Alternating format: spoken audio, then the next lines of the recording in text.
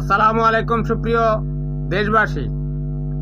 যুক্তরাষ্ট্রের নবনিযুক্ত পররাষ্ট্রমন্ত্রী মার্ক রুবিওর কাছে ভারতের পররাষ্ট্রমন্ত্রী এস জয়শঙ্কর বাংলাদেশের বিরুদ্ধে অভিযোগ দিয়েছেন। তার অভিযোগটি হচ্ছে বাংলাদেশে নাকি সংখ্যালঘুদের উপর নির্যাতন হচ্ছে। বাংলাদেশের মানুষ আর খেয়ে দিয়ে কাম নেই, শুধু সারাক্ষণ সংখ্যালঘুদের উপর নির্যাতন করে। এটা হচ্ছে ভারতের একটা মিথ্যা প্রপাগান্ডা।